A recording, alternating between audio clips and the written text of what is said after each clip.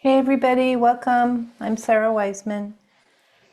Today we're talking about the illusion of time. And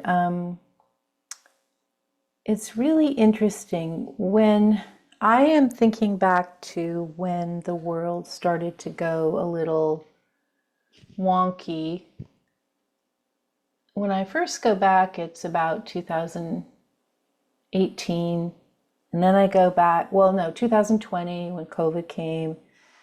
2018, things were a little strange. 2016, when the political structure started to shift. And then we go back to 2012, which was, a lot of people mark that as astrologically as the shift. And so when we go from 2012 to now we're in 2025, you realize, like, in terms of civilization, human civilization, in terms of the world, it's just the tiniest little sliver, right? It's just nothing. It's just nothing. And if we were looking at history, say we were looking at the history of maybe the decline of the Roman Empire, we were like, well, what happened in these particular 12 or 13 years? Like what? And like nothing happened. This person was ruling, and there was unrest in the city center. I have no idea what was going on, but there was a famine. But we would really pay almost no attention to those 13 years. They just wouldn't be anything important in terms of the vast span of civilization, human civilization, which is what we tend to be obsessed with. And so it's an interesting way of looking at time. And then if you have my belief system, where we have, lifetime after lifetime after lifetime after lifetime, that consciousness never ends. So we may not return in human form necessarily all the time, but we will return as consciousness, whether we're in human form or plant form or animal form, or come in as a mineral or come in as a piece of air, or we go into space and we are part of the particulate there. So this a way of doing time in terms of how much time we have left, or how much time something's going to take. And then we're just really clear that time is just something kind of made up. Just kind of made up. I was watching this, some of you know I like to watch all kinds of European and all just the world. I like to watch world movies of all kinds, and I especially am a little bit fond of the French murder mysteries, which are just hilarious to me for some reason. And in one of the scenes, I can't remember the whole plot. I tend to blank out mostly at a lot of it, but anyway, in one of the scenes, the burglar or whatever has been captured, and he has stolen suitcases full of money. And as he's captured, the suitcases break open, and there, floating on the wind, is like millions and millions and millions of euros. They just blow and they float. And it's this really cool scene, and they end up floating all over the pool.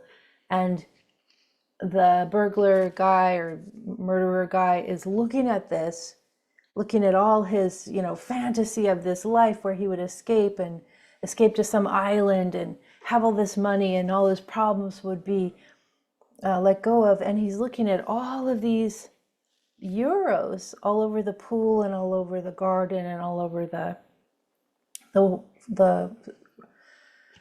little lane. And as you look at the euros, I don't know if this is what the filmmakers intended, but it's so clear, like, these are just pieces of paper, right? The piece of paper is a marker. It's just a marker of exchange. It has a value because we give it value, but on its own, it's just a piece of paper. It's just a piece of paper. And what this got me to thinking is that's how time is too. I only have 5 minutes left. But those 5 minutes, if you go into consciousness, can really be everything you need for your whole life. It's that awareness that is the piece that matters. It's the awareness. I do remember, I've written about this before, but I remember a time I was racing to go to a show in Portland. At the time, I lived pretty far away in the country, and racing to get up there, to get up to the city to go to the show. And the show started at, whatever time, 7 p.m. And already it was 6:30 and we were still on the freeway, and there was like no possibility of making it in time, right? In time. There was no way that we were going to get through the freeway to the place, get the parking, walk in, find our seats. It was impossible. We needed an hour and we only had a half hour. And yet the strangest thing happened, and I still don't know quite what it was, but it was almost like feeling like going into a dream state, or going into a state where reality did not match up, or a parallel reality perhaps. And it felt like time was moving that way that you move underwater.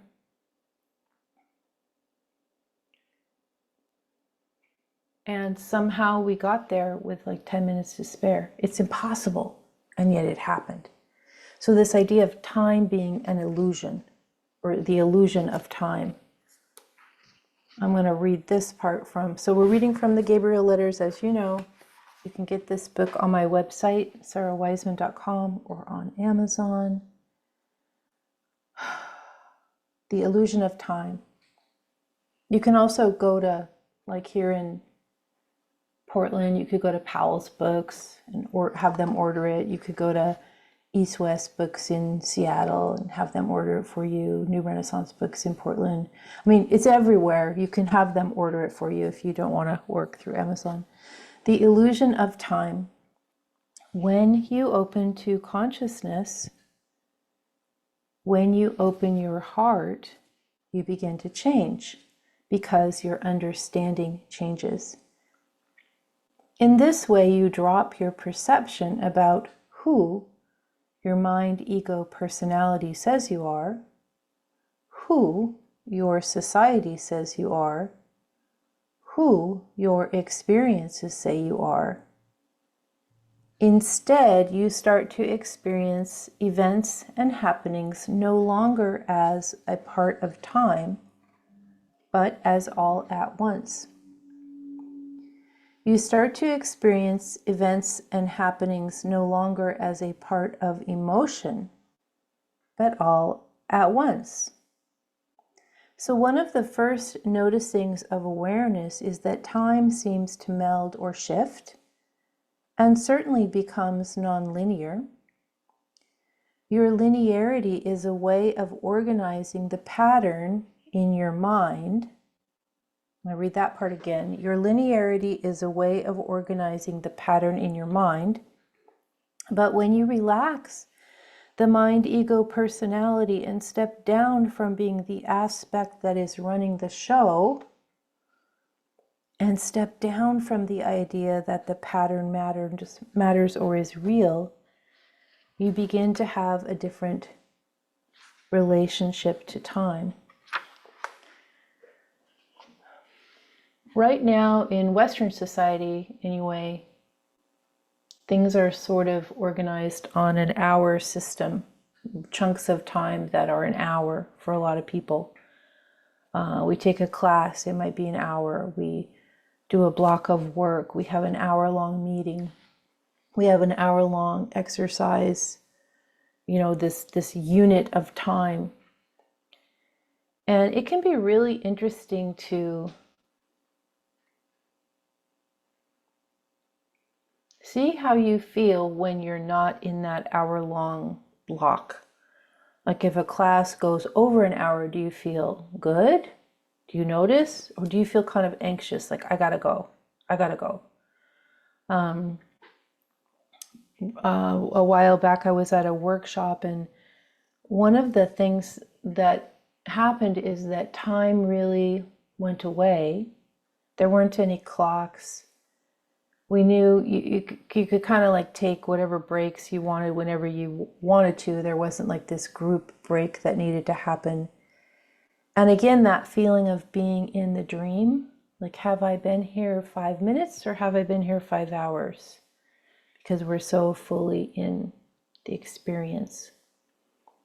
Another idea is when you say you have a weekend where you have the luxury, you don't have to go anywhere, do anything. And how you approach that weekend, if you just allow yourself to flow with what's unfolding rather than scheduling a bunch of stuff. You know, I have raised a bunch of kids, and one of the things that was the hardest for me was the level of activity that was required and the level of scheduling that was required to make that all happen. And I can remember, you know, I had 4 kids in the house, and I can remember some days just waking up in the morning absolutely panicked, because how was I going to get through a day of my own work at my job, and then this running of the kids to activities until, you know, everything, different kids, different activities, different parts of town, and it was just insanity, literally. And just this feeling of, I can't do this again, I can't do this again. And then one day, you know, that just stopped. I decided to take my kids out of activities. I decided to, or some of them, I decided to let the younger ones just kind of roam around in the country where I was living. And everything in life became available when I did not follow this false schedule. And even now, I'm extremely careful to not load my week up very much. I have a few things I do, but mostly I need a lot of space to just be. And it's not that I'm special. Everyone needs a lot of space to just be, but not everybody has reached this point where they're like, yeah, that's what I need. I'm gonna take that. I can do my work, and that's it, that's all I've got. Or I can do this activity, and I can do this activity, and that's all I have. I cannot be on this false schedule of clicking into gear every hour into a different aspect of myself so I can learn and earn and get ahead, or whatever that is. This idea of time being how we approach it. I want to also read what they said in addition to time. There you are. There you are. There is no past, present, future. Everything is experienced as nowness. When you think of a memory, you experience the memory as now. This is really Eckhart Tolle type thinking here, confirming what he teaches also. So there is no past, present, future. Everything is experienced as nowness. When you think of a memory, you experience the memory as now. When you project into the future, you experience the projection as now. When you dream, you are in now. When you meditate, you are in now. When you spend your moments in tasks that do or don't matter, you're also in now. Wherever you go, there you are. And also, whatever you think, there you are. So your mind is drifting and traveling through all the places of time that you know, past, present, and future. But that is not how time works. Everything is only now, and there you are again. The soul can be everywhere, but everything is experienced as now. You are learning this. It won't make sense until it does. So until then, it's fine to relax. And I'm going to just read one last one here. Time is everything at once. Everything is happening simultaneously on far more planes of understanding than past, present, and future, even though you may not yet be able to understand or cognize. If you hold still and pretend that you are a being who will be here for 1,000,000 years, staying in one spot and watching everything changing around you, even to the time when this very planet dissolves and you are nothing and everything amongst the stars, you will soon see that in one moment the sun is shining, in another raining, in the next the grass is growing, in the next moment a city is built, in the next moment you are in the sky, in the next moment you are in space, in the next moment nothing exists, in the next moment everything is back to how it was again. And all this while the unchanging you, which is soul, remains. A lot of what we've been talking about is how the worldly world, society, dominant culture tells us one thing. And when we start to go on the spiritual path, we experience a whole different reality. So time is one of these. Time is one of these.